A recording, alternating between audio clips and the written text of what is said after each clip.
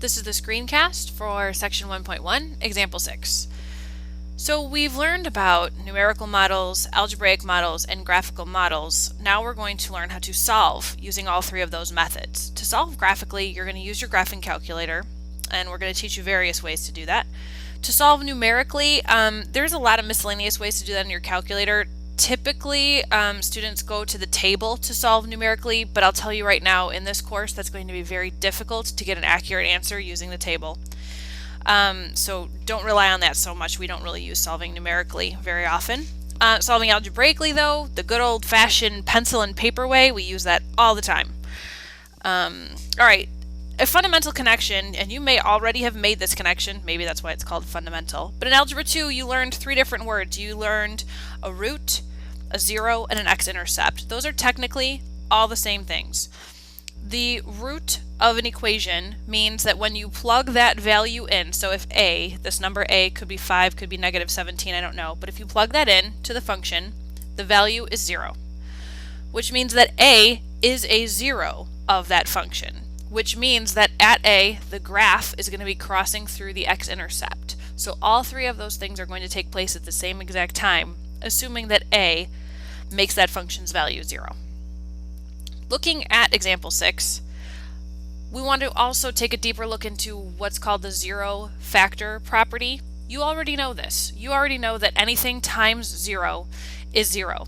Well, we're going to use that property, factor, to find the zeros of equations. You may have already done this too.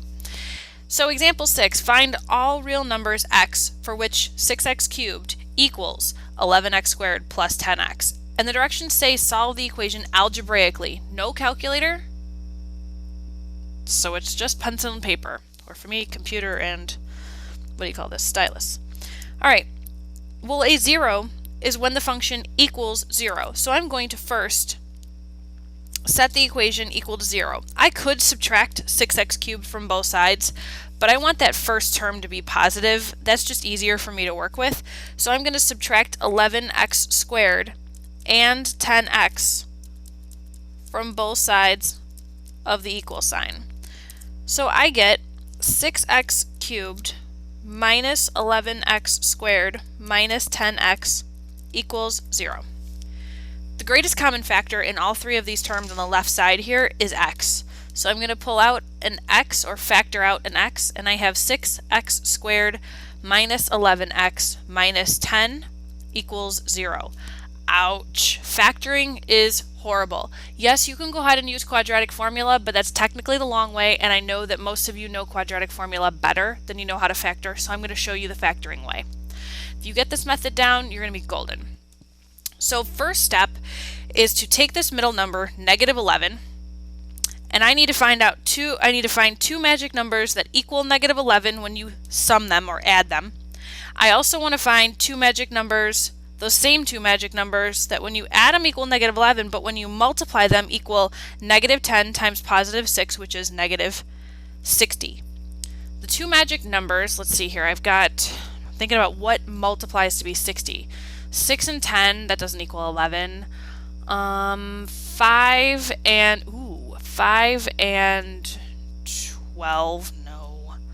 How about 30 and 2? No. 15 and 4? There we go, 15 and 4. As a matter of fact, negative 15 and positive 4. Negative 15 times positive 4 is negative 60. Negative 15 plus positive 4 is negative 11. So I'm going to take these two magic numbers and I'm going to put them in the middle. So I have the x on the outside still, then I have 6x squared. Now instead of minus 11x, I'm going to write minus 15x plus 4x, and then continue on with my minus 10. Now I can group the first two terms and the second two terms in this big piece that I'm writing. X still stays on the outside.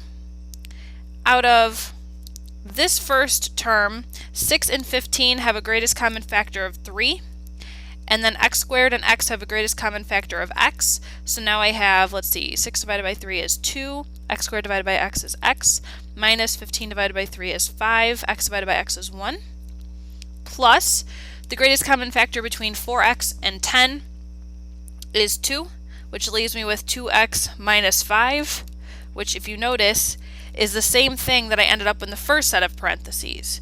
So now I have a set of 2x minus 5 here and a set of 2x minus 5 here. So I'm going to take both of those sets, factor them out. So I have x bracket, let's see, 2x minus 5, and then what was left after I factored that was 3x plus 2. Now, by the zero factor property, I have three different things that could equal 0. X could equal 0, 2x minus 5 could equal 0, which means that x could be positive 5 halves, and then 3x plus 2 could equal 0, which means x could equal negative 2/3. Algebraic. Long, complicated, annoying, still really good to learn, because it's very important that when your algebra lines up with what your calculator says, you know that you and your calculator are on the same page, and chances are you are right. You got to come up with more than one method to figure out if you're right. Speaking of coming up with ways to figure out if you're right, number 31 asks us to do both. Solve the equation algebraically and graphically. Algebraically is going to be rough, not going to lie. So let's get started. First thing I got to do is set everything equal to 0. So I'm going to take the left side. 2x squared minus 5x plus 2. Not much I can do over there, but on the right side, I can multiply all this out. I'm going to FOIL or distribute each term to the other term in the other parentheses. So I've got x squared minus 2x minus 3x plus 6 plus another 3x. I'm going to combine like terms on the right side there. So I've got x squared minus 2x plus 6. So I'm going to move everything over to the left side of the equation. And I get 2x squared minus x squared is x squared minus 3x minus 4 equals 0. That's a little bit easier to factor in my head. The two numbers that add up to be negative 3 but multiply to be negative 4 are negative 4 and positive 1. So this tells me that x equals 4 and x equals negative 1 are the two zeros, which means when I graph this, that is what I will find. Now there are two ways to solve this graphically. One way is at this first step here, I could move everything over, multiply it all out, set it equal to 0, and then find out where the graph actually crosses the x-axis. But if I made one tiny little mistake in any of these first few steps, I'm going to get the wrong answers.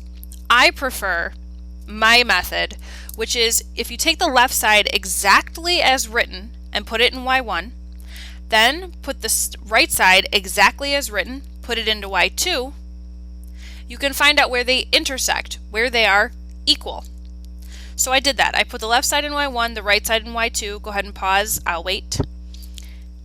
Make sure your plot 1 is off. If it was off, it was on for something else. If your plots are on, these don't graph very well. It kind of comes up with an error. Now I'm going to hit zoom 6 because I don't really know where to start. I don't know what's going to be a good zoom. I'm going to wait for these two to graph. Alright, yeah, see, I can't really see the intersection here very well. So I need to see higher. So I need to see my y-axis. I need to see higher on my y-axis. I'm going to go to Window, and I'm going to change my y-maximum. So I want to change my y-maximum from 10, maybe to 20. That's just a guess, but I'm going to try 20. Could be too much. No, that actually was pretty good. I could change my x-min and my x-max. I could cut off, maybe go down to negative. Let's go with my x-min. We'll change that to negative 5, and my x-max to maybe 7. So I'm only seeing the negative 5 on the x-axis and positive 7 on the x-axis. There, now I can see those intersections very clearly, and I'm going to use my calculator to calculate them. Second, calc. Number 5 is intersection. I'm going to go to the left, The intersection function on your calculator is not very picky. You can just hit enter, enter, and enter. You find your intersection, the first one, is at -1, 9. We'll talk about that in a second. Now let's find your second one. Second calc intersection. Now you gotta go all the way over to the right.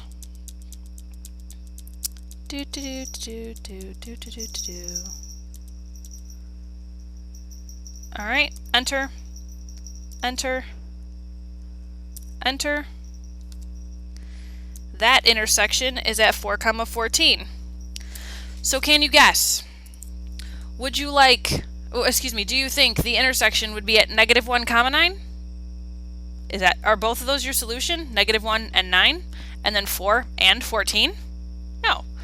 Algebraically, we already found that our solutions are -1 and 4. What the 9 means is that when you plug in -1 for x on the left side and the right side, both of those sides will equal 9. It's just a coincidence. We don't really care about the 9. There's no y's in the original function. It's just that's what each side will equal when you plug in -1. Similar to the 4. When you plug in 4, the left side will equal 14 and the right side will equal 14, which just means they're equal. We don't care what they equal, we just want them to be equal. So our solutions are 4 and -1. We've solved them both algebraically and graphically. And we got the same answers, so we know we're right.